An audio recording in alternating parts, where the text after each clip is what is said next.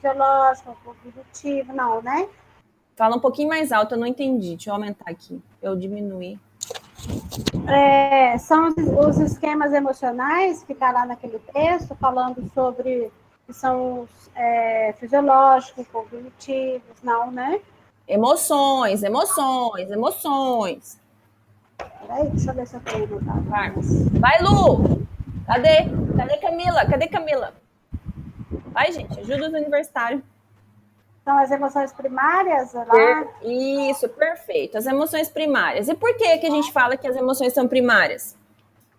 Que são aquelas que a gente carrega desde o nascimento, que são as. Isso. Só que vocês não vão responder isso para mim na prova, se eu perguntar, né? Então, Eu vou querer que são, vocês façam aí, fazendo citação, falando para mim por que são primárias, qual que é a função dela enquanto primária. O que nós estamos discutindo aí já essas aulas? Qual que é a função? Por que um coping é um coping? Tem uma palavrinha-chave que está sendo utilizada o tempo todo. Processo o quê? Vai, Emílio, responde, Emílio. Emílio tá aqui em cima da mesa. Vai, Emílio, o que é? Fala aí.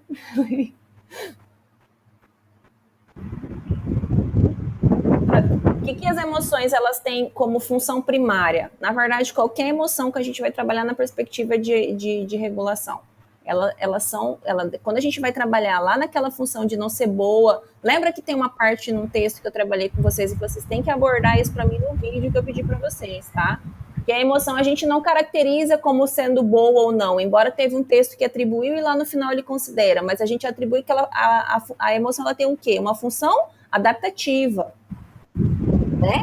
Então, essas emoções que são primárias, elas têm uma função de adaptação. Por quê? Porque a gente depende delas inicialmente nos primeiros anos de vida para nossa sobrevivência. Tá? Então, por exemplo, vamos lá imaginar uma bolinha de carne quando a gente nasce, né? A gente vai precisar se conectar com emoções de tristeza, de raiva, de irritabilidade. Por quê? Bebê chora. Bebê chora tem uma função. A gente tem que entender, fazer essas correlações, por exemplo, com essas situações. Então, qual que é a função aí? Sinto medo. Qual que é a função adaptativa do medo? O medo nos prepara. Então, eu tenho uma coisa no ambiente, não sei o que é. O que eu vou fazer? Tenho 3 estratégias básicas para o medo que tem uma função adaptativa. Por quê? Dentro do viés evolutivo, né, que a gente está vendo, o sujeito ele vai trazer isso dentro da filogênese. Por quê? É dentro da espécie. Né? Trouxe isso, beleza. Aí, o que a gente tem aí dentro de conjuntos de mamíferos? Não é só do humano. Então, temos comportamento de freezing, congelamos. Numa situação, às vezes, alguém te aborda, né? Aborda é uma situação, é uma palavra bonitinha. Mas alguém vem te assaltar. Às vezes a pessoa não tem reação. Ela fica ali congelada. Existe isso em outras espécies? Sim, já vimos em laboratório. Então, por exemplo, eu já tive contato. Tem outros animais, por exemplo, quando a gente coloca lá uma serpente com um rato, né? Que é isso que a gente faz no laboratório. Então, por exemplo, o que o rato ou um porquinho ou um maior, por exemplo, uma cobaia pode fazer? Ela pode congelar. É uma das estratégias se ela não tem como lutar, porque ela pode perder, e se ela não tem como fugir. Então, o que ela se finge de morta? Oiê! Então, ela se finge de morta, tá? Então, o que a gente tem que fazer? Sempre pensar por esse viés. Qual que é a função de tudo isso que a gente está vendo? E, de novo, bate na porta ali do texto que eu trouxe para vocês. É o processo adaptativo de tudo isso. É a função adaptativa, né? E aí a gente foi vendo as emoções e a gente tem que lembrar, emoção, estamos aqui. Alguém consegue me dizer aí que tipos de emoções vocês já sentiram, ou hoje, ao longo do dia, que tipo de emoções vocês se conectaram hoje, para a gente poder pensar? Vocês conseguem nomear? Alguém aí ajuda eu a pensar aí com quantas emoções aí alguém de vocês se conectou hoje? Ansiedade é emoção? Sim, ansiedade é emoção. Ansiedade. Ansiedade, o que mais?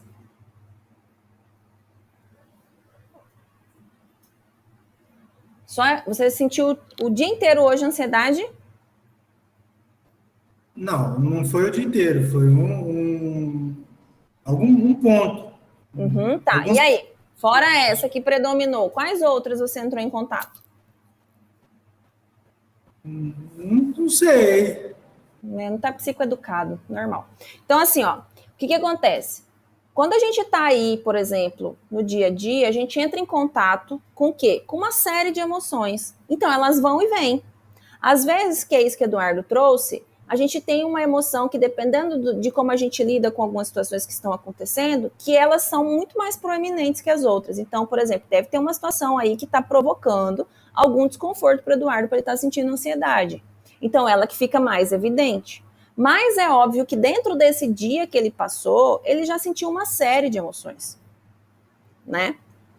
Então, elas vão e vêm. O que a gente tem que entender? Essas emoções a gente se conecta, certo? E por si só a gente vai se regulando quando eu entro em contato com outras, tá? Por si só a emoção. Só que estratégias que nós utilizamos? Campo de ruminação. E aí nesse texto ele fala do quê? De um processo de adaptação aí quando ele traz o coping, por exemplo, né? Que a gente também já viu. Então eu tenho que lembrar o quê? Emoção é aquilo que eu tô sentindo, certo? Tá. O que eu estou trabalhando numa perspectiva de regulação emocional?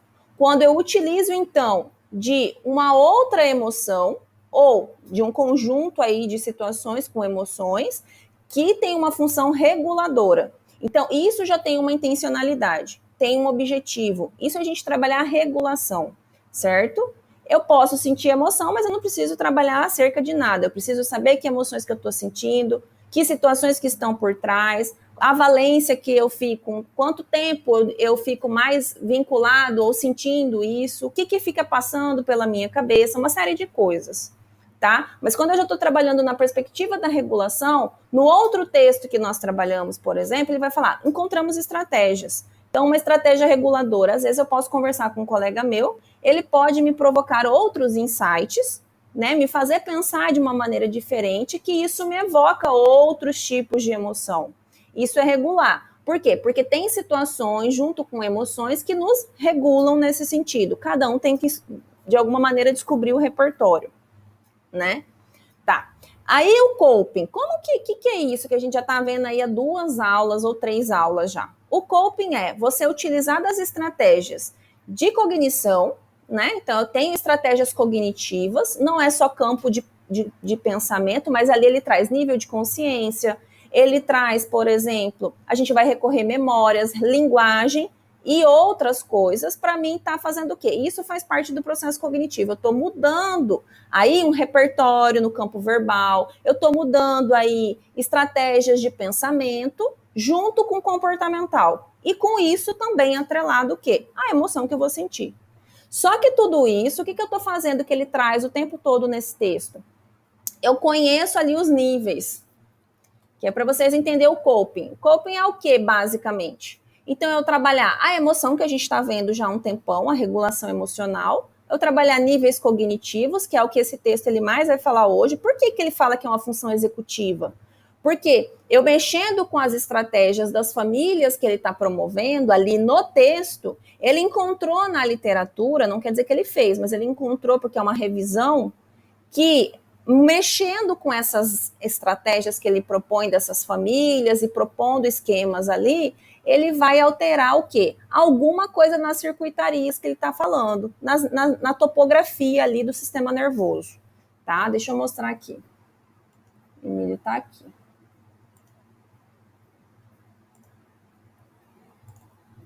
Deixa eu ver. Quando for... Aí.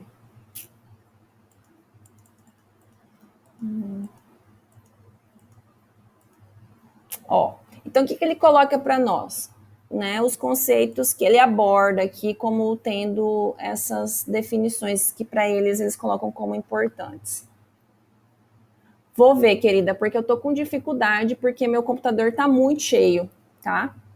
Então, assim, tem aulas que realmente tá difícil. A gente tem as primeiras que a gente fica, mas eu já tô num nível, assim, que eu tenho que comprar um HD porque não tá rolando mais, pelo tanto de coisa que eu tô tendo. Eu tenho que fazer uma limpa, na verdade. Então, assim, a gente não... Tá difícil. Mas tá tudo na aula de vocês, tá? Que vocês têm que assistir antes. Tá, o que acontece aqui, ó?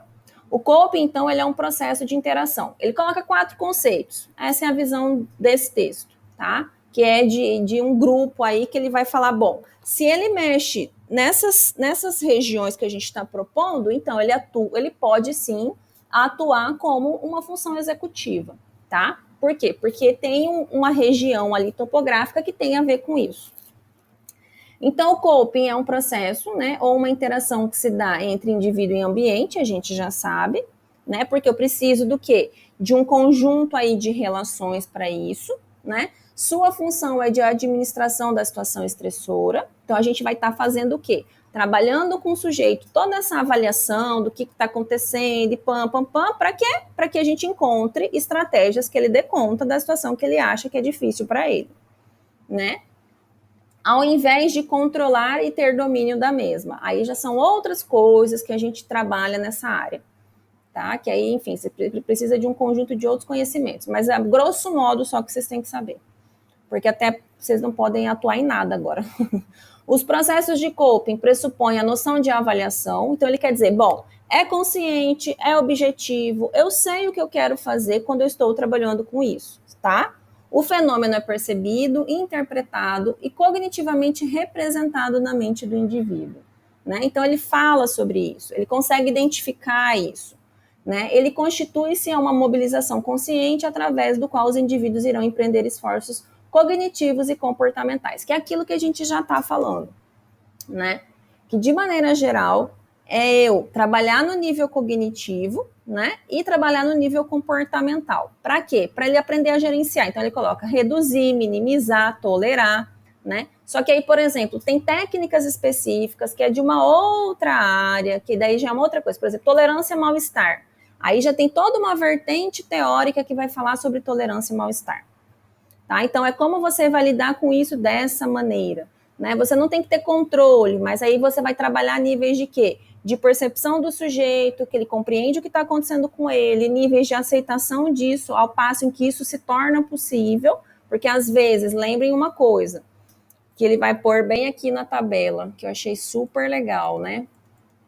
Aqui são os outros conjuntos teóricos que eu já apresentei para vocês em outros textos. Quero mostrar isso aqui, ó. Ele vai trabalhar para você, aqui no texto, o nível inferior, que eu vou mostrar para vocês, quem tem os slides já viu. A primeira ordem ficariam, então, as instâncias de coping, que seriam comportamentos específicos. Pedir conselho a um amigo, a um parente, a gente utiliza isso, né, no nosso dia a dia. Então, uma situação lá que desregulou. Então, o que você pede para você se orientar? Você vai a alguém que vai te ajudar, né? E aí você busca a ajuda, alguém te acalma e nisso, né, te dá suporte emocional ali e outras recomendações para você dar conta da situação. E o que ele está falando nesse nível superior, que é de uma quarta ordem que ele põe no esqueminha lá dele? Estaria um conjunto de processos adaptativos básicos que agiria em quê? A níveis de estresse, né, com os efeitos psicológicos, sociais e fisiológicos. Esse nível se refere ao coping, como uma estratégia de adaptação, servindo como ferramenta evolucionária, para a proteção à sobrevivência. Esses termos, gente, são da psicologia evolutiva, tá? Vocês nunca vão ver em outras. Mas, enfim, deixa eu mostrar aqui, ó. Aqui ele coloca, por exemplo, que essa primeira instância de coping é o que você já tem no seu repertório, é o que você já faz. Então, assim, ele falou, bom, bateu um carro, pediu ajuda. Para quem que você vai pedir ajuda? Para quem pode te ajudar, né? Então, ele fala, bom, isso recorrer, tive um dia muito cansativo, né, por si só, extremamente demandante de mim aí, que me exigiu muito, né, tô muito cansado, não consigo, né, nada com uma demanda muito intensa que fique pensando, eu dou conta. Então, o que você pensa? Bom, para mim me regular, ou para mim me sentir bem, eu vou buscar o quê? Outros tipos de situações com outras pessoas que eu vou ter uma leveza, assuntos tranquilos, nada que te deixe o quê? Muito tenso e que exija de você recursos cognitivos, tá? Por exemplo, sei lá, quem mexe com processo, né? Então, fica lá o dia inteiro pensando, o que eu vou escrever aqui, o que eu vou fazer aqui. Quando ele sai do trabalho, ele sai esgotado.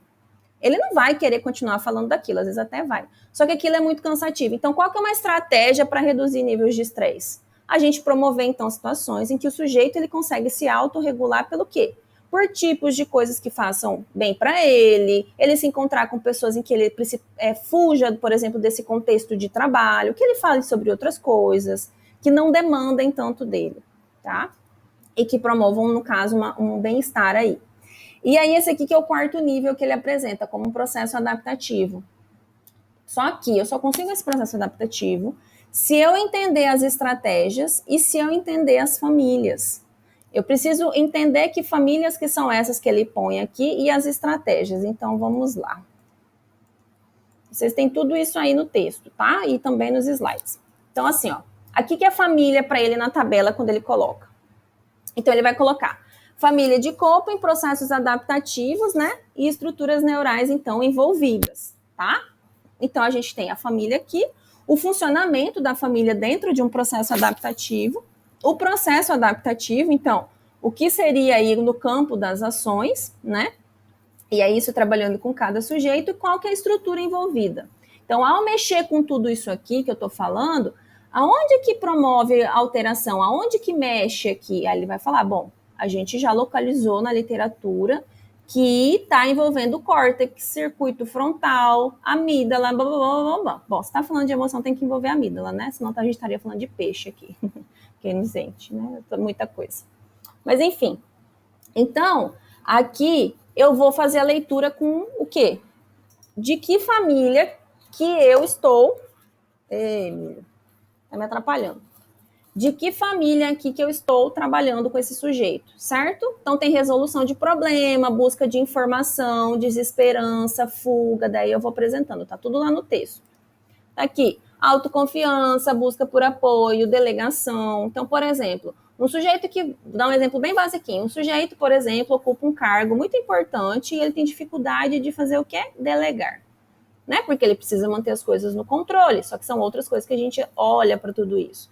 Então, o que a gente vai estar entendendo aí, né? Nessa delegação, por exemplo, busca por ajuda mal adaptativa. Então, às vezes ele fala, bom, eu me mantenho nesse lugar de controle porque todas as vezes que eu tentei fazer o quê? Delegar isso para as pessoas, isso não deu certo, né? Então, faz e retroalimenta a ideia de que ele tem que se manter no controle.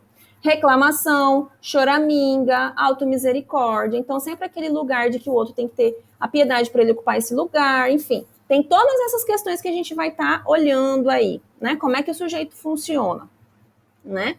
E aí, ele encontra limite, então, encontrar os limites dos recursos, que a gente está falando do que é de um funcionamento dessa família. Então, a gente vai trabalhar nessa perspectiva com o sujeito, né? De como que ele vai estabelecer esses limites. Mas antes dele estabelecer limite, ele tem que entender do funcionamento dele. Senão, não tem como você trabalhar. Né? Daí, como é que a gente trabalha? Bom, vamos coordenar aí no campo da confiança, recursos sociais disponíveis, rede de apoio, com que ele tem uma equipe que ele possa trabalhar, que ele se sinta seguro. Aí eu preciso trabalhar o quê? O nível de confiança do sujeito, que aí a gente tem uma perspectiva para se trabalhar isso, e o quê? A rede de apoio ali dentro dessa equipe. Com quem que você pode contar dentro da sua equipe?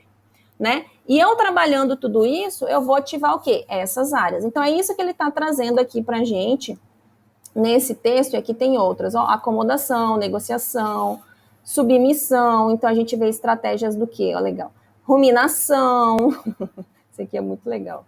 Perseverança rígida, pensamentos intrusivos, é bem complicado. Mas, enfim, cada um que eu leio aqui, eu lembro de cada um que eu trabalho. Mas, assim, aqui, o foco principal é eu trabalhar aqui, dentro desse nível de cognição, né? Quando eu estou mexendo com isso. Nível comportamental, quando ele está falando para coordenar, e aqui eu também estou vendo como ele funciona nesse processo adaptativo. Então, as estratégias cognitivas e as comportamentais. E é óbvio que dentro disso, que não é a perspectiva do trabalho, ele vai estar fazendo o quê? Ele já vai estar promovendo a regulação, tá? Mas não é nisso que ele trabalha. Ele só quer dizer, bom, dentro desse contexto que nós estamos trazendo, nós estamos propondo, ela pode atuar como função executiva. Por quê? Porque eu dou condições para o sujeito, dentro desse conjunto aí de estratégias, né, ou enfim, de funcionamento do sujeito, para que ele consiga fazer uma reestruturação cognitiva, fique mais resolutivo, né, acerca das dificuldades que ele enfrenta. Então, ele coloca aqui. Visto dessa maneira, o coping poderia ser entendido como uma função mental. Então, ele quer dizer assim, nós não estamos vendo, gente, processos psicológicos básicos, né? Não é isso que a gente está vendo ao longo da disciplina? Vocês viram linguagem, vocês viram memória, né? Vocês estão vendo as emoções. Ele fala, bom, é esse jeito, ou seja, esse esquema todo, essas estratégias, ele fala, bom, também é uma função mental, né?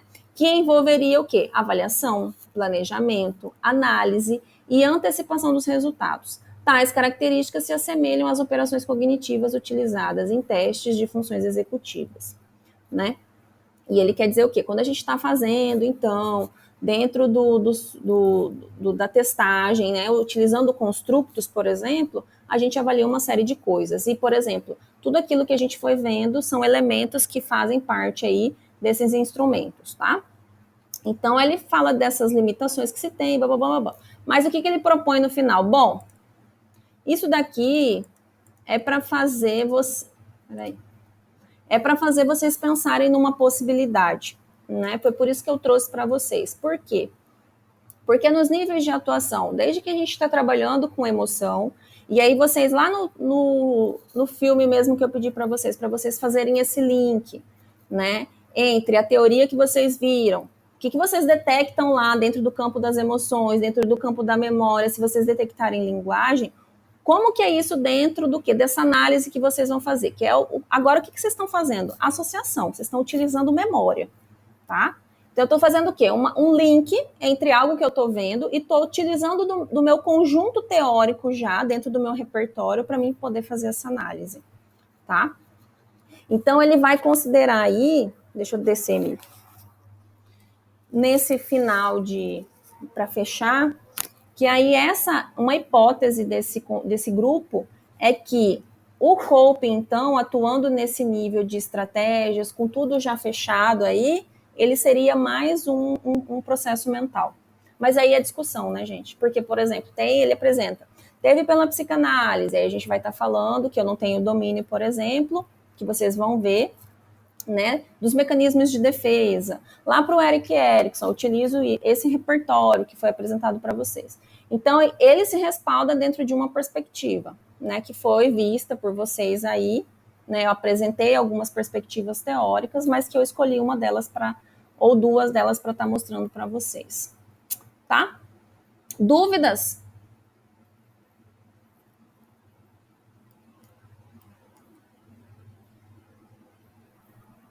Catiliane.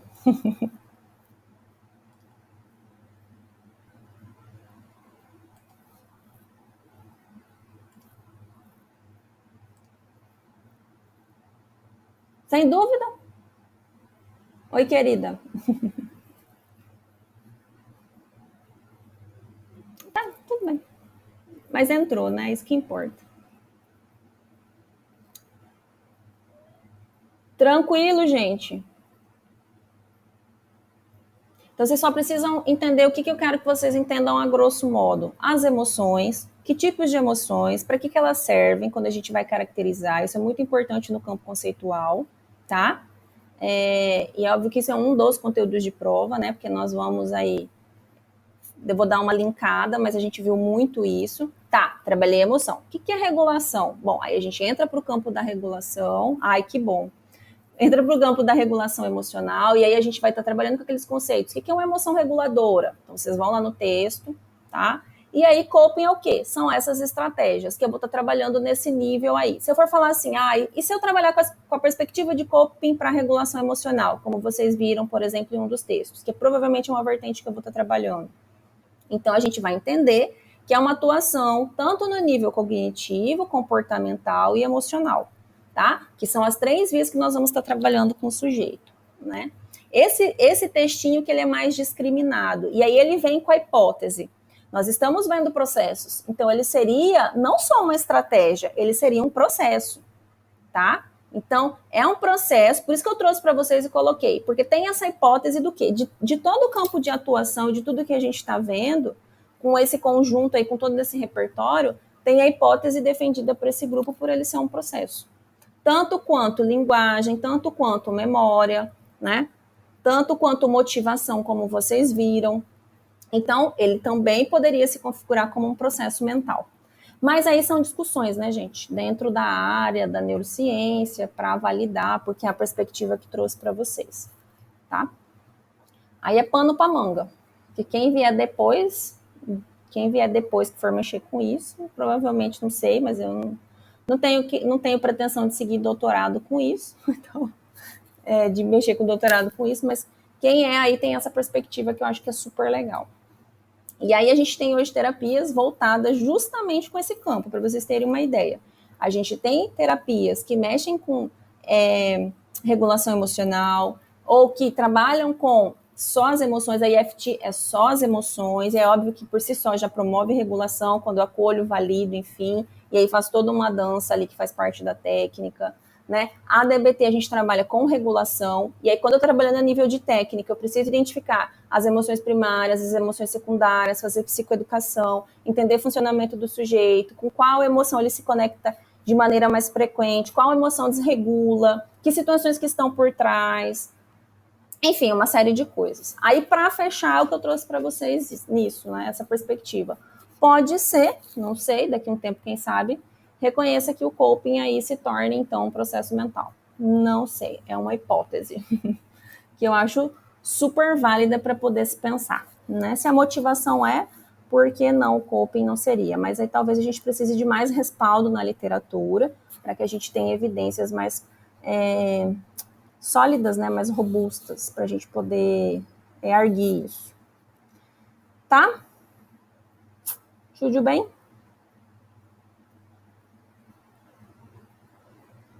Podemos encerrar?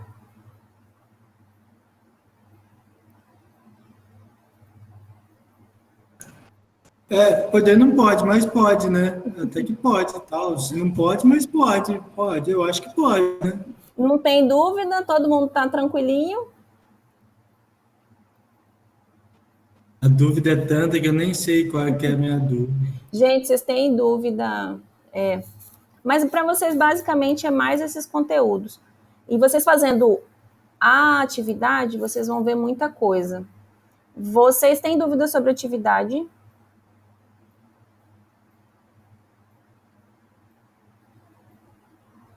Dá uma passada nela, professora, explica direitinho como que você quer. Então, já está lá disponível. E aí, vocês vão ter que pegar e fazer a análise do filme, tá? Já coloquei como eu quero para vocês. Vocês já abriram a atividade? Sim. Tá. Então, e aí vocês vão fazer o quê? Vocês vão linkar os conteúdos que nós vimos. Perfeito.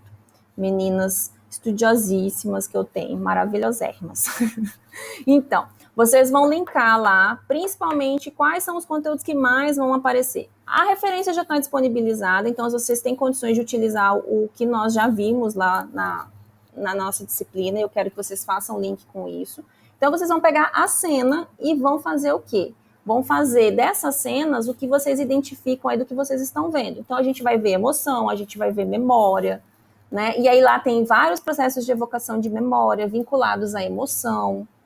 Então, tem um monte de coisas que vocês podem fazer as análises aí. E, assim, vou dar só um spoilerzinho, por exemplo. As cores das emoções, o que elas significam, né?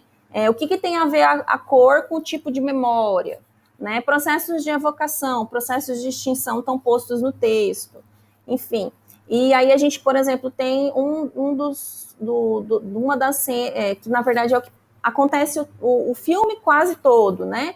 Que a alegria, por exemplo, aí vocês podem ampliar a discussão e utilizar de referencial teórico, porque a segunda, eu nem vou mais citar, porque você já tem que saber que é a segunda norma da BNT, mas sempre fazendo referências ao quê? Lembra que a gente trabalhou, e aí talvez tenha no texto que respalde vocês, mas nada impede vocês de ir além disso, né? Que a gente não precisa atribuir essas emoções como um cunho positivo ou negativo, que aí isso está posto no filme o tempo todo, porque a alegria não deixa a tristeza se aproximar.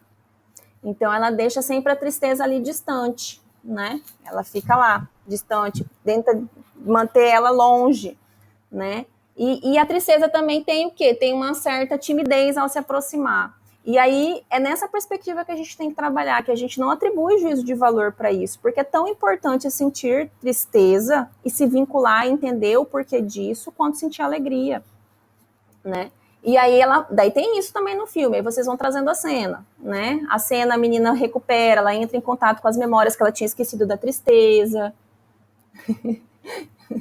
Sim, ela entra em contato com as memórias porque ela recalcou. A gente tem dificuldade de lidar com as nossas memórias que causam tristeza, por exemplo, processos de luto, partidas. A gente tem dificuldade, a gente embota, mas a memória está ali, a gente só não se conecta.